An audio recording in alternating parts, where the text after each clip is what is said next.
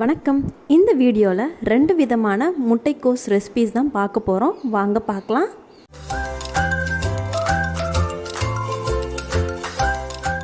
முதல்ல நம்ம முட்டைக்கோஸை இது மாதிரி நீல வாக்கில் கட் பண்ணி எடுத்து வச்சுக்கோங்க. இப்போ முதல்ல நம்ம டீ டைம் ஸ்நாக்ஸான முட்டைக்கோஸ் பக்கோடா எப்படி பண்ணுறதுன்னு காமிக்க போகிறேன். இதுக்கு நீல வாக்கில் வெங்காயத்தையும் இது மாதிரி கட் பண்ணி எடுத்து வச்சுக்கோங்க. இப்போ இந்த பக்கோடா செய்கிறதுக்கு மிக்சிங் பண்ணுறதுக்கு எதுன்னு பார்க்கலாம். முதல்ல முட்டைக்கோஸ் நீலவாக்கில் கட் பண்ணதோட வெங்காயத்தையும் நீலவாக்கில் கட் பண்ணதையும் எடுத்து வச்சுக்கோங்க. இப்போ இதிலையே 1/4 டீஸ்பூன் அளவுக்கு பெருங்காயத்தூள் சேர்த்துக்கோங்க. 1/2 டீஸ்பூன் அளவுக்கு மஞ்சத்தூள் சேர்த்துக்கோங்க. இப்போ நம்ம தேவையான அளவு உப்பு சேர்த்துக்கோங்க.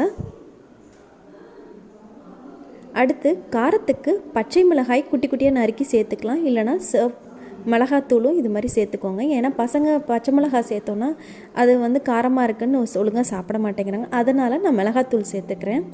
இதில் இஞ்சி பூண்டு பேஸ்ட்டு 1 டீஸ்பூன் அளவுக்கு சேர்த்துக்கிறேன். 1/2 டீஸ்பூன் அளவுக்கு ஜீரகம். அடுத்து 1/4 கப் அளவுக்கு கடலை மாவு சேர்த்துக்கிறேன். அடுத்து 2 டேபிள் ஸ்பூன் அளவுக்கு அரிசி மாவு சேர்த்துக்கோங்க. இப்போ இது எல்லாத்தையுமே நல்லா ஈவனாக நம்ம முட்டைக்கோஸ்லையும் வெங்காயத்துலேயும் நல்லா மிக்ஸ் ஆகிற அளவுக்கு நல்லா ஈவனாக ஸ்ப்ரெட் பண்ணிக்கோங்க. தண்ணி எதுவும் சேர்க்காமையே நல்லா இது மாதிரி மிக்ஸ் பண்ணிக்கோங்க.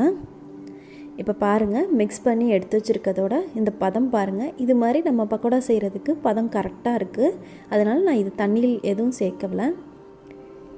இப்போ இதில் நம்ம கண்டிப்பாக சூடான எண்ணெய் ஊற்றிக்கணும். நான் 2 டேபிள் ஸ்பூன் அளவுக்கு சூடான எண்ணெய் இதில் சேர்த்துக்கிறேன்.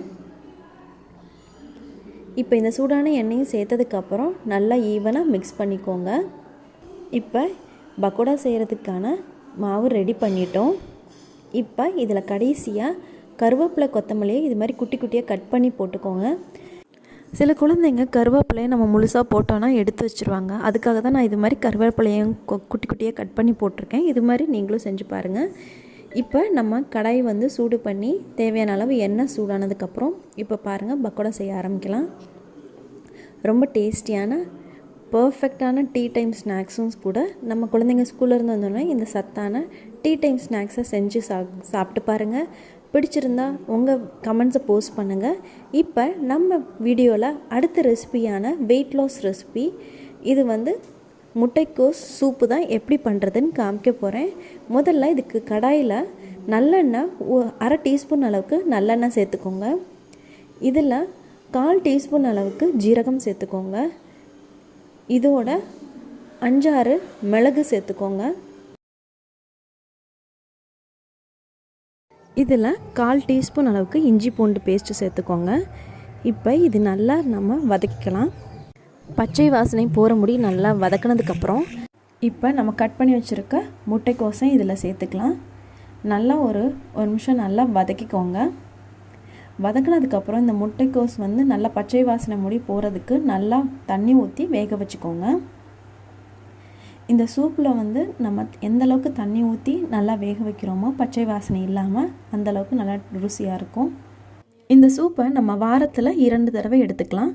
இது நம்ம உடல் எடையை குறையிறதுக்கு ரொம்ப முக்கியமான சூப்பாக இருக்கும்.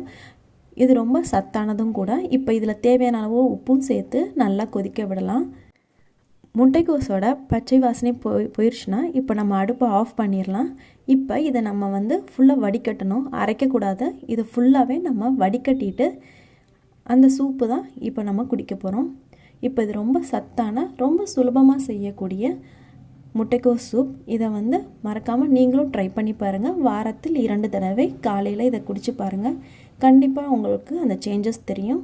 நீங்கள் ட்ரை பண்ணி பார்த்துட்டு உங்கள் கமெண்ட்ஸை போஸ்ட் பண்ணுங்கள். இந்த வீடியோ பிடிச்சிருந்தா லைக் பண்ணுங்கள், ஃப்ரெண்ட்ஸ்க்கு ஷேர் பண்ணுங்கள். நம்ம சேனலில் இருக்க மற்ற டீ டைம் ஸ்நாக்ஸையும் வெயிட் லாஸ் ரெசிபீஸையும் ட்ரை பண்ணி பாருங்கள்.